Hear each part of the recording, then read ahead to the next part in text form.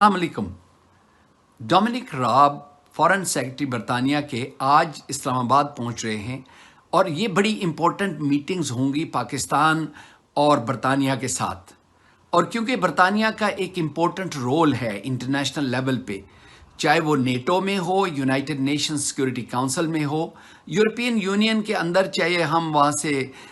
Brexit کر گئے ہیں لیکن پھر بھی، اور اس کے ساتھ G7 کنٹریز کے اندر بھی برطانیہ کا بہت امپورٹنٹ رول ہے۔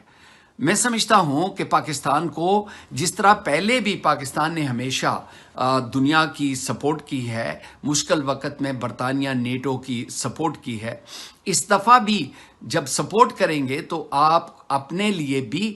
ضرور کہیں نہیں بلکہ اگری کروائیں کہ پاکستان کو FATF کے گرے لسٹ سے نکالا جائے، پاکستان کو ریڈ لسٹ سے نکالا جائے، کیونکہ ہمارے اسٹوڈنٹس بھی، ہمارے جو فیملیز ہیں وہ ڈیوائیڈڈ ہیں۔ پاکستان کی جو فنڈنگ کٹ ہوئی ہے اوورسیز ڈیولپمنٹ فنڈ سے، اس کو ریسٹور کیا جائے، بلکہ پاکستان کو وہ پیسہ دیا جائے جو اب یہاں سے ایویکویشن اور سیف پیسیج کی وجہ سے جو خرچ ہو رہا ہے، تو وہ پیسہ بھی لینا چاہیے، کیونکہ پاکستان غریب ملک ہے۔ پہلے بھی جب سوویت یونین کو یہاں سے نکالا گیا تھا، اس کے بعد پاکستان کو تقریباً $80 بلین سے بھی زیادہ اور 80,000 لوگوں کی جانیں قربان کر کے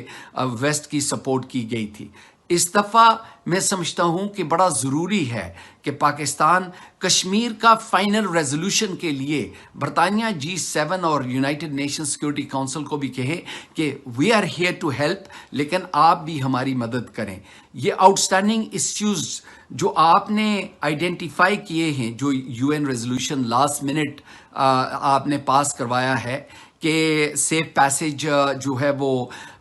طالبان کو دینا چاہیے، سیف ہیونز وہاں پہ اسٹیبلش نہیں ہونے چاہیے، چیریٹیز اور NGOز جو ہیں ان کو وہاں پہ فریلی کام کرنے کی اجازت دی جائے، اور سیف گارڈنگ ویمنز رائٹس اور جو اچیومنٹس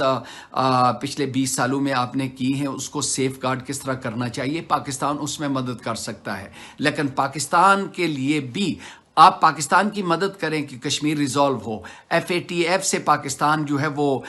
گرے لسٹ سے نکالا جائے، پاکستان کو ریڈ لسٹ سے آپ نکالیں، پاکستان کی فنڈنگ بحال کریں، اور جو آپ بھی اور بھی مسائل ہیں اس میں آپ ضرور یہ اپنے ڈیمانڈ رکھیں۔